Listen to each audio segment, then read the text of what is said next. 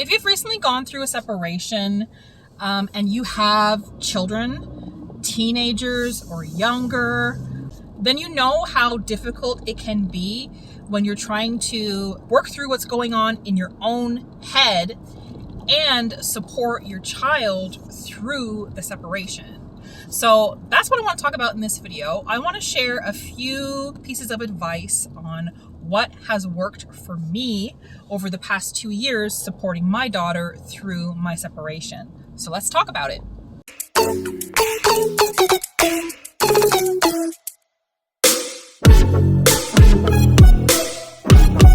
Hello to you, welcome to the channel. I'm Miss Muffet, aka April. If you're back again, thanks for joining me again for another Let's Talk About It. And if you're new to the channel, welcome.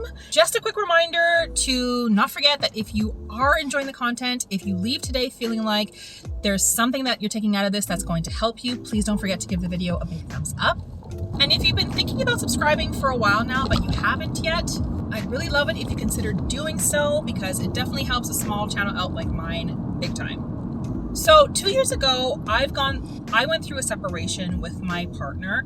I will say that since then, him and I have been working on our relationship, working on a marriage, and we both feel we're in a very, very healthy and happy place right now with our marriage. But it did take a lot of work and it did take a lot of time to get there. That doesn't change the fact that there were 2 years of my life where things weren't the best. And during that time period, I had a 14-year-old daughter who was also trying to understand and transition into this new normal life of having parents who were separated. And I'll just clarify, for me, when I say separated, we were physically not living together. Our relationship had never fully ended. We never divorced, but we did end up moving apart, and we still do live in 2 separate homes. So my daughter went from a scenario of living in a 2-parent home household to a single-parent home household, and on top of that, moving in with her grandparents, so my parents. And all she really knew at the time was that we were moving apart because, for 2 reasons, financial, and also that Mama and Papa needed to work on their marriage, work on their relationship. At the time, that's really the most that we shared with her regarding the why behind the separation was happening. And I do have some regrets in regards to that in particular.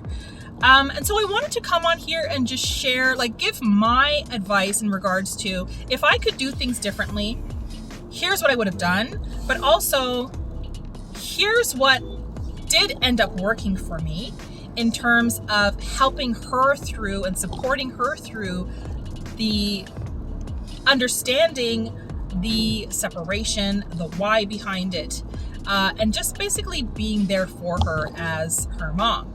So my first piece of advice would be, don't think that they're too young to understand.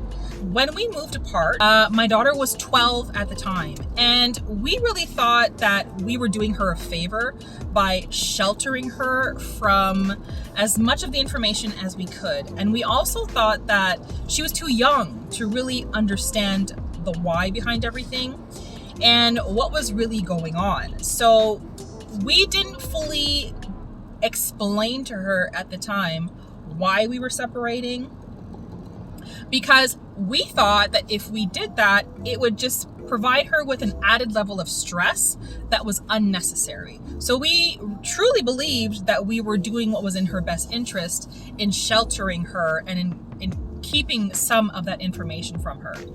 Now, when I think about it and I look back on the scenario, I would advise that the opposite would have been best.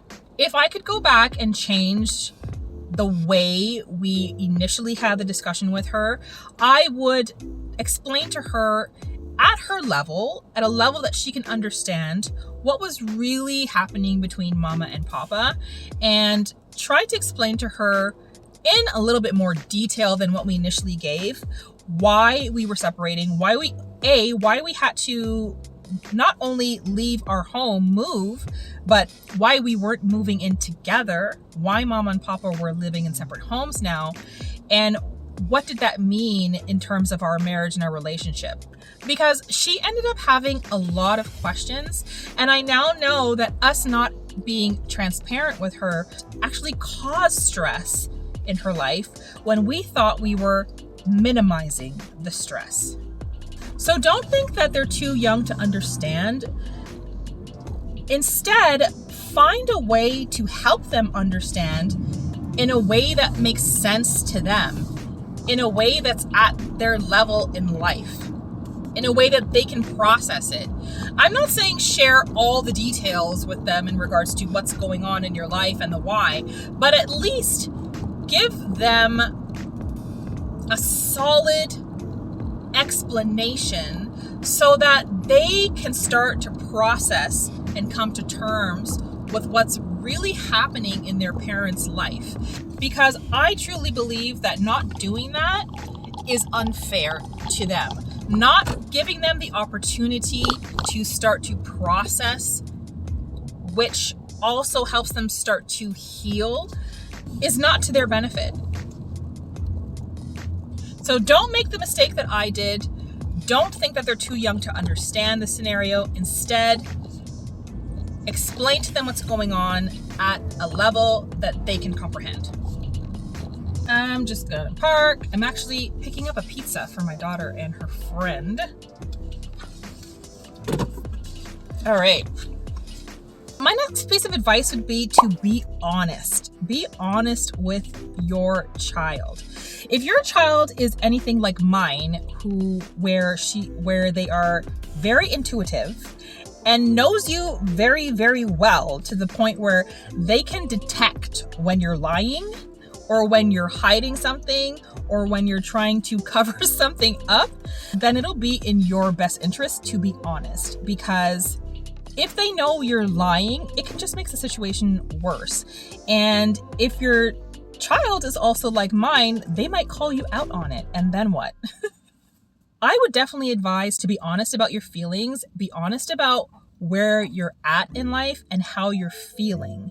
I know that for some, myself especially, that's something that's very, very hard to do, showing emotion, because for a long time for me, the idea of showing emotion also meant showing weakness, or in direct relation with being a parent, me showing emotion, I equated it as if I was not strong. I was not being the type of mother that I needed to be for my daughter, that I needed to show strength at all times. And that's just not the case. That's just absolutely not the truth.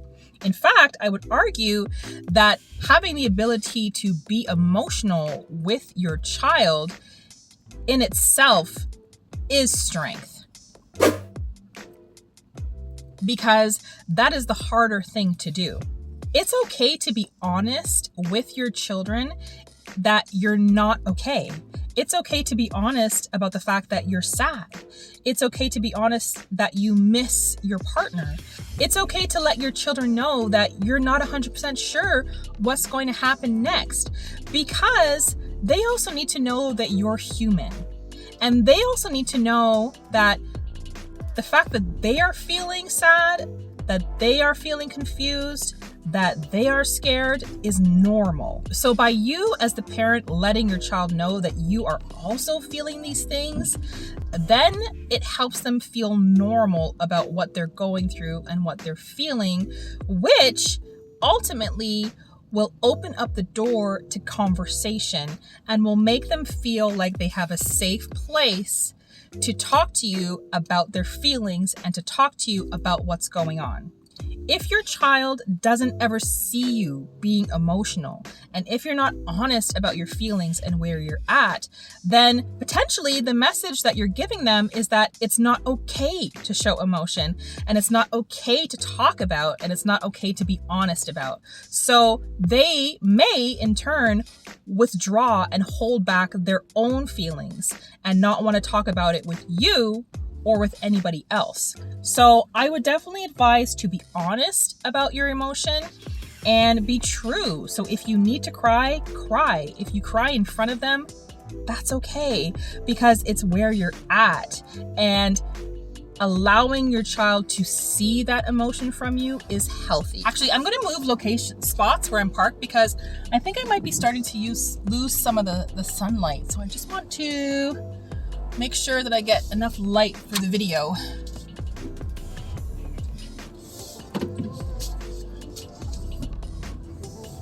My next tip would be, don't make any promises to your children that you are not going to be able to 100% keep.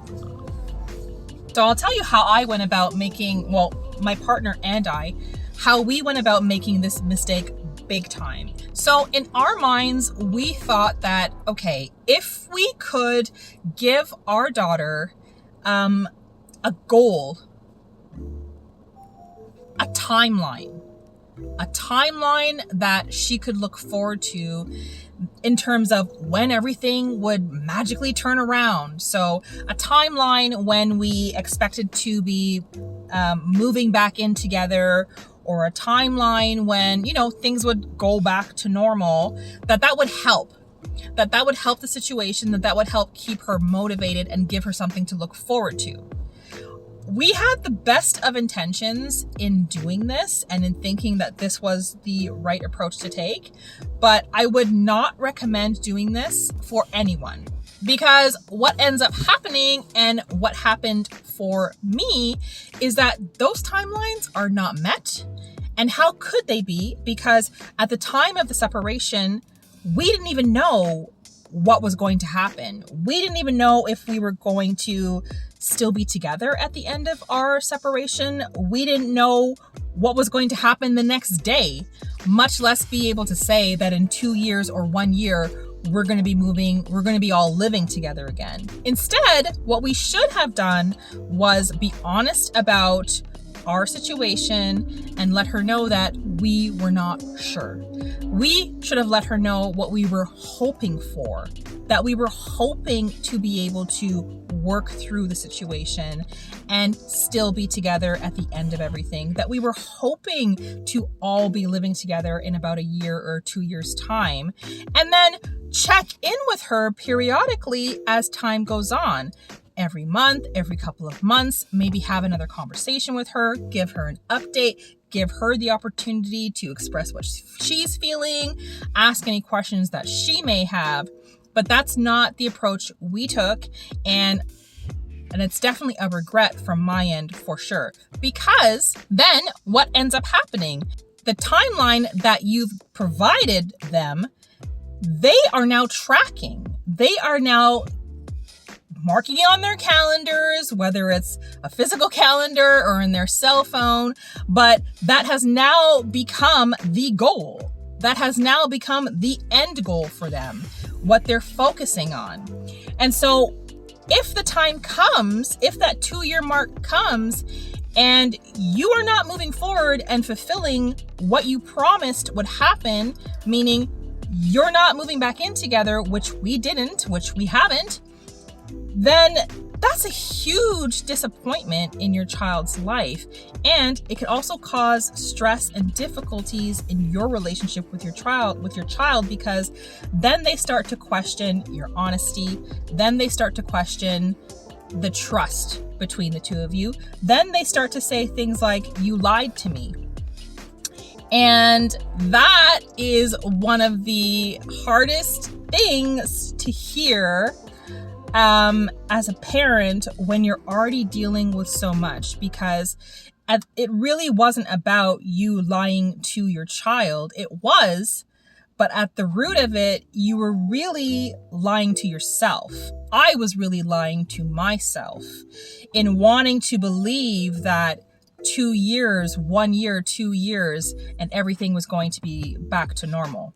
Because the truth of the situation is, once you go through a separation, no matter where you end up on the other end, it's never going to be the normal that it was before. So automatically it's going to look different. It's going to be different. So I think if there is one tip that I can give you that you leave with today, it would be this one. It would be, don't make any promises that you can't keep. And don't set any timelines that you're not 100% sure you're going to be able to follow through on, or that are going to be able to be met, because it's going to come back and bite you in the butt, and it's going to add strain onto your relationship with your child in the end. The other piece of advice I want to share that I've had to learn over the past couple years, which I think was kind of tough to learn, is that they're not always going to be ready to talk to you when you're ready to talk. And that it's important to give your children the space that they need and give them the time to decide when they are ready to talk. So, for me, I might identify what I think is the perfect opportunity, right? So maybe it was just her and I in the house. My parents had left for the day. And I'm thinking, great, it's just the two of us. Like, this is the perfect opportunity for me to just pull her aside, have a little heart to heart, and have a discussion and just see how she's doing. And let's do a quick check-in. But for her, it couldn't have been a worse time. Why? Because she's in the middle of playing Roblox with her friends. And now I've just killed the mood. Now I've just, brought the whole mood down, and it couldn't have been a worse opportunity. She has zero interest in talking to me or discussing her feelings with me at that particular time, even though in my mind, it's the perfect time. So give them space, because they're not always going to be wanting to talk or share their emotions with you when you are ready to have the conversation. Most of the time, and more often, it's going to be when you are not prepared and when you are not ready to have that conversation with them. Because oftentimes when they're ready to actually chat and have a heart-to-heart conversation with you, at least I could speak for my daughter, it's never when I'm expecting it, right? So it's usually, it could be, it's been the longest day. I've had a rough day at work. It's midnight. I'm going to bed so late. I should have been in bed like an hour or two ago. And so I'm just going into her room to say goodnight. And then she hits me with a bombshell. She hits me with the bombshell of, so when are we moving back in with Papa? You said it was going to be a year ago. I mean, the timing couldn't be worse, right? Mentally, I'm not ready. I'm exhausted. And so my mind's not even filtering or processing properly. But this is when she is willing to be open and have that discussion with me. So learning to be flexible, learning to give them the space when they're not ready, and learning to be available when they are. And that doesn't mean you don't try. If you feel like there is an opportunity where there is an opportunity for you to have a discussion with your child because in your mind the time is right, you can give it a try. There's no harm in trying. But if you're met with resistance, it will most likely be in your best interest to just let it go for that moment and come back another time. Or let them know, okay, hey, you know what? I know I can see that you're not ready to talk about it. And just say, like, I just want to let you know that whenever you are ready to talk about it, I'll be ready to talk about it. And I just wanted to tell you that we can talk about it if you want to. So for me, I know that when she does finally come to me and want to have that conversation, no matter what the time is, if I'm able to just drop everything in that moment and give her the space and attention that she needs, I'll do so. And if I'm not, then I just be honest about it. Because there are times where she's also come to me and wanting to talk about pretty intense, serious things right before I'm about to jump onto a call for work. And so I can't drop everything. I can't give her my undivided attention. And so I just let her know and I be honest about that. And it really looks like me saying, sweetie, I know you want to talk about this with me right now. And I do want to talk about it with you as well. I just can't right now because I have a phone call that's going to happen for work in about 5 minutes.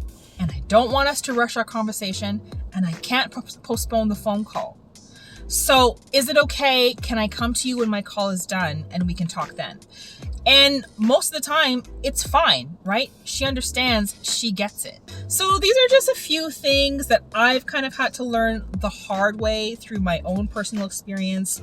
And I'm hoping that me jumping on here and kind of sharing my experience with you and what I've learned can be helpful for you, and maybe help to avoid some of the same mistakes that I feel I made and that I wish I could have done differently. If you've gone through something similar as well, if you've gone through a separation or any kind of situation where, you know, there's been a difficult transition for your children to have to understand, and you have your own pieces of advice in terms of what worked for you in communicating and having these difficult conversations with your children, please, please, please do share those in the comment section, because my difficult conversations have not ended. They still happen every day. And I'm sure there are a ton of other parents out there that would also love the feedback and that would also love to learn and hear from you. So please do share. Again, I really am wanting to build a community where we can just come together and learn from one another.